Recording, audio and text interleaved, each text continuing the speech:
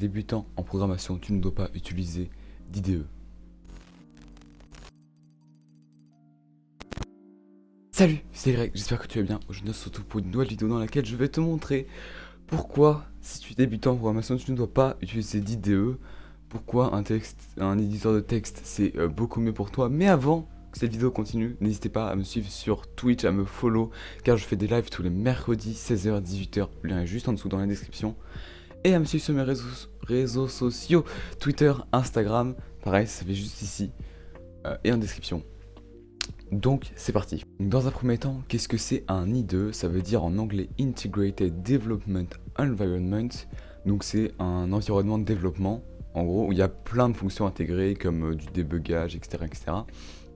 Et le problème c'est quand on est débutant, il y a plein de fonctions, on sait pas à quoi ça sert, et il y a plein de fonctions qui vont nous aider à programmer, mais du coup on sait pas trop à quoi ça sert non plus.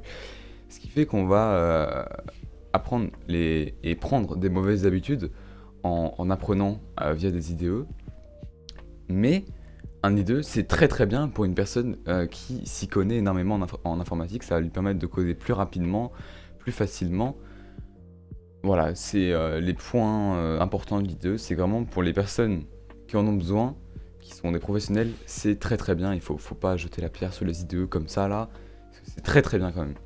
Le deuxième point négatif des IDE, c'est que vu qu'ils ont beaucoup de choses intégrées, ils sont souvent spécifiques à un seul langage ou à des langages mais qui se ressemblent beaucoup. Et que si tu changes de langage, tu changes d'IDE, donc tu dois apprendre un IDE, etc., etc. Tu dois avoir plusieurs IDE sur ton ordinateur si tu programmes avec plusieurs langages, etc., etc. C'est très chiant et très compliqué. Donc vraiment c'est un des plus gros points négatifs je pense des IDE.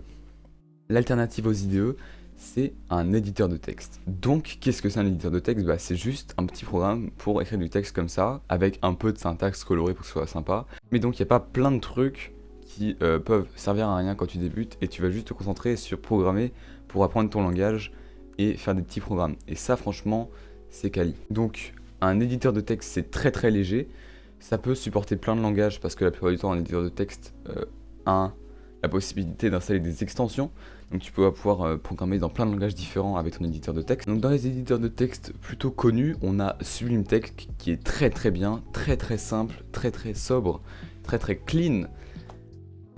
Voilà, c'est tout ce que j'ai à dire sur Sublime Text. On a aussi Visual Studio Code que j'utilise personnellement, qui est très bien, qui a un peu plus de fonctionnalités.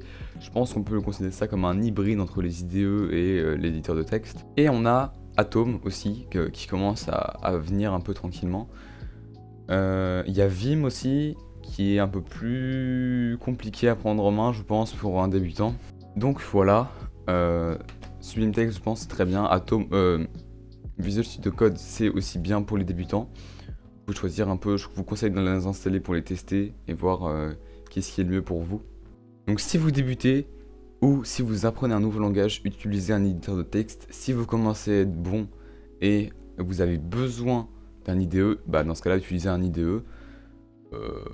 Mais vraiment, si vous débutez, utiliser un éditeur de texte, c'est extrêmement important pour votre apprentissage en programmation. Si vous avez aimé cette vidéo, n'hésitez pas à mettre un like, à vous abonner, à activer la cloche. C'était Greg. À toutes. Oh fuck.